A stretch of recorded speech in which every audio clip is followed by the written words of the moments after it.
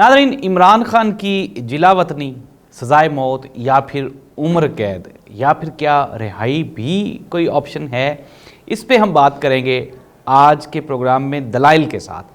अच्छा, दूसरी जानिब मरीम नवाज़ साहिबा और मियां मोहम्मद शहबाज शरीफ साहब को सिक्योरिटी उनकी फुल प्रूफ कर दी गई है। क्या मरीम नवाज़ साहिबा की जान को भी कोई ख़तरा है या फिर ये सिक्योरिटी एजाज़ी तौर पे दी गई है, इस पे भी हम बात कर लेते हैं। इसके बाद जो सबसे बड़ा ऐलान इलेक्शन कमीशन ऑफ पाकिस्तान ने 28 जनवरी 2024 को इलेक्शन का ऐलान कर दिया है, डेट दे दी है और कहा है कि 2 से 3 दिन में सुप्रीम कोर्ट ऑफ पाकिस्तान को लिख के दे दिया जाएगा कि हम लोग 28 जनवरी 2024 को इलेक्शन करवाएंगे।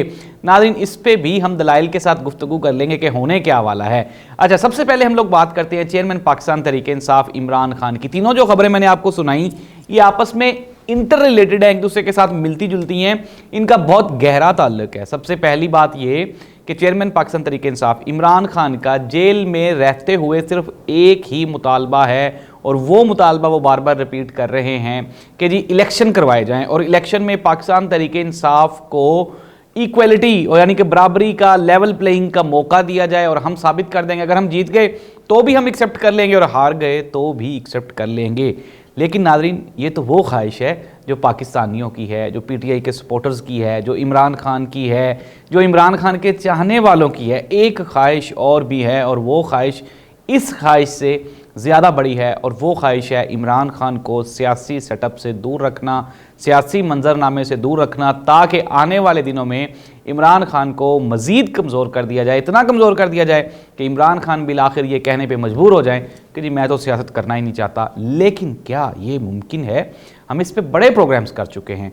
नाज़रीन, साइफ़र का केस एक ऐसा केस है जिसको लेकर ज़ाहिर सी बात है चेयरमैन पाकिस्तान तहरीक इंसाफ इमरान खान को कोई ख़तरा या खदशा हो सकता है। इससे पहले तोशा खाना का केस है, उसमें भी कोई ज़ाहिर सी बात अगर इमरान खान को सज़ा देंगे तो फिर दूसरे लोगों को भी देनी पड़ेगी, जो कि मुमकिन दिखाई नहीं देता। अलकादर ट्रस्ट केस है, वो भी कोई इतना डोमिनेंट या स्ट्रॉन्ग मजबूत नहीं है, किसी भी टाइम इमरान खान की उसमें बेल हो सकती है।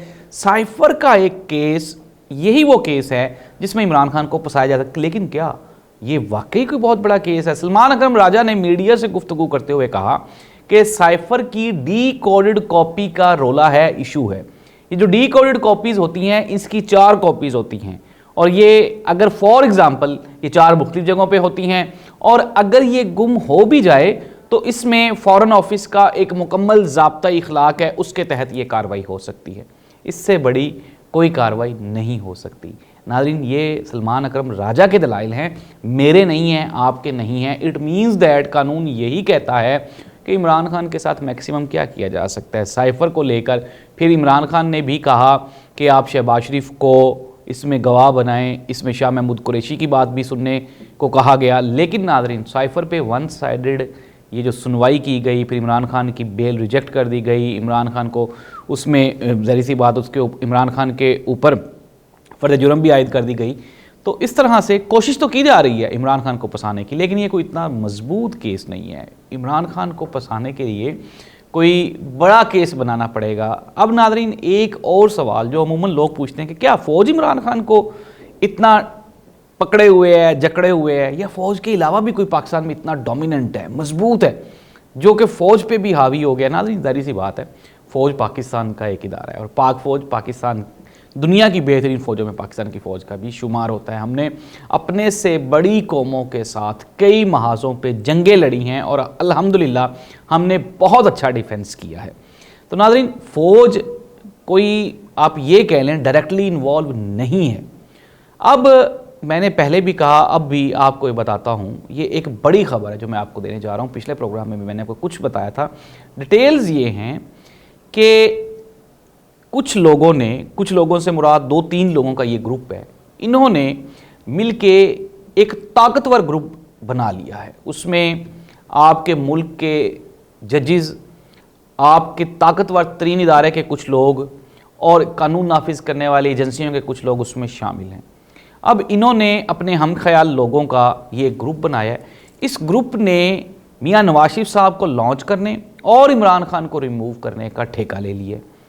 और ये ख़तरनाक तरीन बात है कि ये वो लोग हैं 10 या 12 जो पूरी 25 करोड़ आवाम की तकदीर का फैसला करेंगे। फ़ौज इसमें इन्वॉल्व नहीं है, ना ही फ़ौज कभी किसी भी पॉलिटिकल मैटर में कभी देखा किसी फौजियों के 20 फौजी आ गए हों आपके घर पे और उन्होंने उठा के आपके कुछ सियासी वर्कर्स को गिरफ्तार कर लिया। और नहीं, फ़ौज में मैं पहले भी कह चुका हूँ एक इदारा है, इसमें भी मुख्तलिफ जहन रखने वाले लोग मौजूद हैं। और इवन के अभी रिसेंटली कुछ लोगों ने कुछ लोग ऐसे जो रिटायरमेंट के करीब थे, उन्होंने सिर्फ इसलिए रिटायरमेंट ले ली, उन्होंने कहा जी कि हमें यानी कि इमरान खान के ख़िलाफ़ ये जो पॉलिसीज़ कंटिन्यू हैं इससे हम बिल्कुल भी मुत्तफिक नहीं हैं। इट मीन्स दैट कि पीटीआई के हमायत याफ्ता फ़ौजी भी पाक फ़ौज में मौजूद है। फ़ौज कोई वन साइडेड इदारा नहीं है। हाँ, अलबत्ता फिर मैं वही कह रहा हूँ कि कुछ लोग हैं जो कि इमरान खान को सपोर्टिव हैं और कुछ लोग नून लीग के भी सपोर्टिव हैं, हमदर्दी रखने वाले हैं, इमरान खान के खिलाफ नफरत रखने वाले हैं। ये वही लोग अब मिल के इस ग्रुप को लीड कर रहे हैं और इमरान खान को खुडे लाइन लगाने की तैयारी की जा रही है। लेकिन अगर आप ये समझें कि इमरान खान को सज़ाए मौत या उम्र कैद या कोई जिला वतनी की जा सकती है, तो इसका जवाब मेरी तरफ से बिल्कुल टोटली ना है, क्योंकि इतना बड़ा केस नहीं है। हाँ, अलबत्ता इमरान खान को जेल में डराया धमकाया ज़रूर जा रहा है और इतना प्रेशराइज़ किया जा रहा है कि किसी ना किसी तरह से वो इनके साथ बैठ जाए और इनकी बात मान ले। और इनकी जो डिमांड है वो बहुत बड़ी है और वो जिला वतनी ही है कि वक्ती तौर पे आप मुल्क छोड़ के बाहर चले जाएं, वहाँ पे रहें, फिर वापस आ जाएं।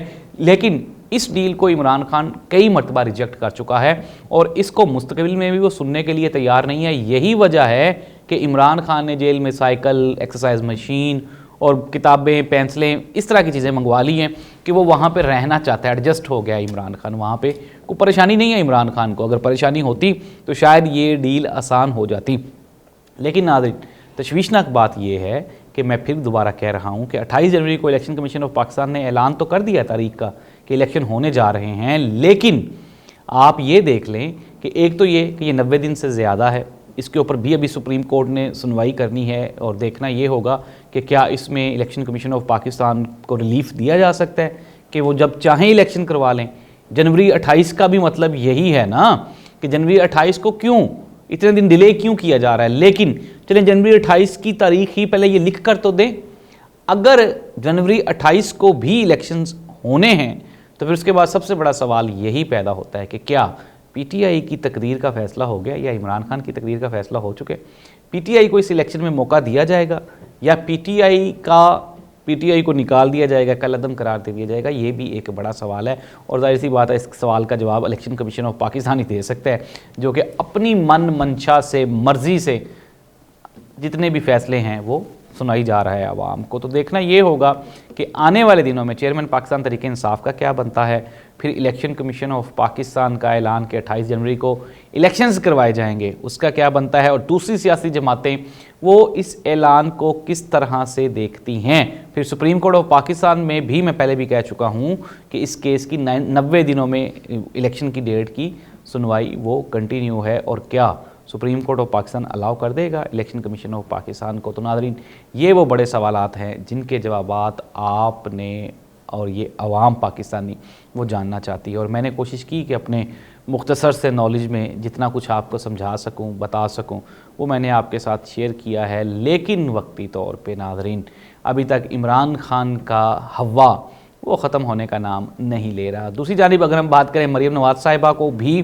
फुल प्रूफ सिक्योरिटी प्रोवाइड कर दी गई है। मरीम नवाज़ साहिबा को फुल प्रूफ सिक्योरिटी देने का मतलब मेरी तो समझ से बालातर है, किसी भी सरकारी या किसी भी अवामी ओहदे पे फाइज नहीं रहीं, कभी कोई इस तरह का कोई प्रोजेक्ट भी नहीं किया। तो अगर दुश्मनी भी है तो पाकिस्तानियों को काइंडली आगाह तो कर दिया जाए कि यार ये रीज़न्स हैं जिसकी वजह से मोहतरमा मरीम नवाज़ साहिबा की जान को भी ख़तरा है। अगर नहीं है तो फिर इतने पैसे सिक्योरिटी पे वेस्ट करना ये पाकिस्तानी कौम के साथ ज़्यादती होगी। एक ही फैमिली में माशाल्लाह तीन वज़ीर-ए-आज़म हो गए। मियाँ शहबाज शरीफ साहब को भी सिक्योरिटी प्रोवाइड कर दी गई, नवाज शरीफ साहब को भी दे दी गई, मरीम नवाज़ साहिबा को भी दे दी गई, इमरान खान साहब को जेल में दे दिया गया, उनकी साइफर में ज़मानत को पता नहीं कहाँ दे दिया गया। और फिर उसके बाद आप ये समझ लें कि पूरे के पूरे जमहूरी निज़ाम को भी कहीं ना कहीं दे दिया गया।